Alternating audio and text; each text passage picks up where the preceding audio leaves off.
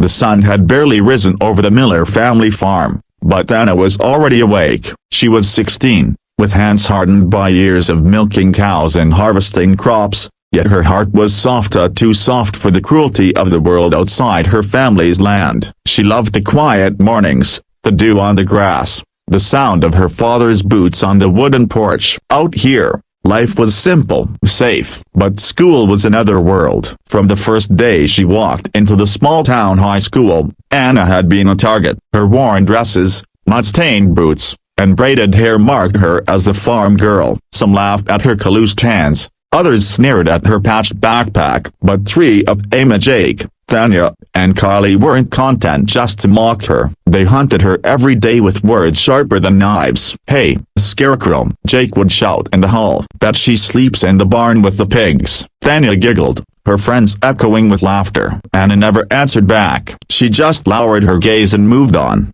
clutching her books tighter. But silence only seemed to fuel their hatred. One autumn afternoon, walking home through the cornfield shortcut, Anna realized they had followed her. She froze at the sound of rustling stalks behind her. Then came the laughter. "You think you're better than us, huh? Too good to fight back?" Jake sneered, stepping out from the shadows. Kyle picked up a heavy rock, tossing it between his hands as though weighing her life in it. Tanya's smile was cold. Panic surged through Anna's chest. They circled her like wolves. Jake shoved her hard, and she stumbled, nearly falling into the muddy soil. "Maybe we should teach you a lesson you will never forget," Tanya whispered, almost sweetly. Then Kyle raised the rock. In that moment, Anna's mind screamed for help. But there was no teacher, no parent, no passing car, just the endless cornfield, the bullies' laughter, and the weight of fear crushing her lungs. She closed her eyes, and something strange happened. The earth beneath her feet trembled, not like an earthquake,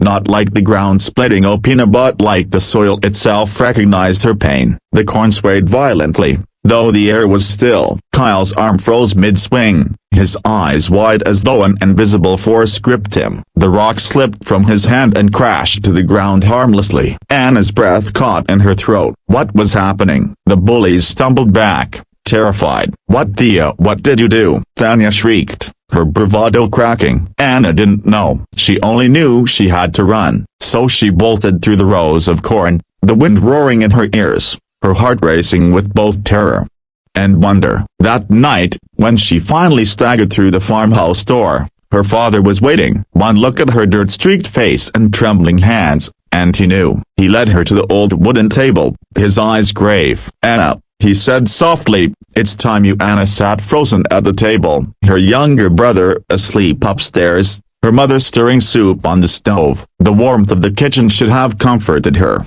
but instead it felt like the air itself was holding its breath. Her father leaned forward, his hands clasped. "What you felt today. The earth, the power, it wasn't your imagination. It runs in our bloodline. For generations, the Millers have carried a gift, a connection to the land itself, to life. We don't talk about it, not to outsiders, not even to friends, because people fear what they don't understand." Anna's chest tightened. "You mean, I did that? I made the ground?" "Yes," her father said gently, "and you will do more. The land listens to you, it protects you, but it's not just a gift, it's a responsibility." Her mother set down the spoon, her eyes glistening. "That's why we live quietly, why we keep to the farm. Not everyone would be kind if they knew. Some would try to use us, others would try to destroy us." The memory of Kyle's raised rock burned in Anna's mind. They had already tried, and they would try again. "But why me?" Anna whispered. "Why now?" Her father sighed. "Because you're growing, and the gift grows with you. It shows itself in moments of fear, of need." Today was only the beginning. Anna's hands shook in her lap. She didn't want this. She just wanted to be normal, to walk through school without being mocked,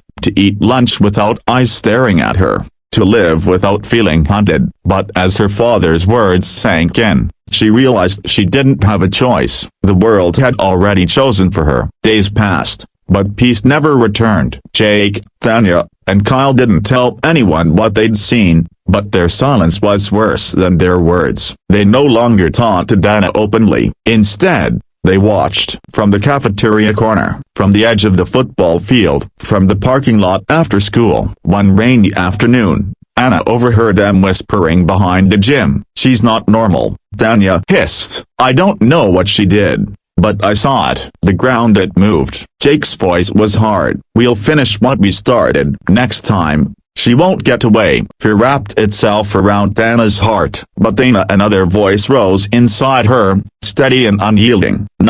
Not this time." That night, she stood by her bedroom window, looking out at the fields swaying in the moonlight. The farm wasn't just dirt and crops, it was alive. It was her ally. And for the first time, she didn't feel entirely alone. She whispered into the night, "If they come for me again, I'll be ready." The wind stirred, soft but strong, like an answer. And Anna realized that her story was no longer just about survival. It was about standing up, not only for herself, but for every quiet soul who had ever been haunted by cruelty. The bullies thought they could break her, but what they didn't know was that she carried the strength of generations, the power of the land, and a heart that had finally decided enough was enough. Learn the truth about our family.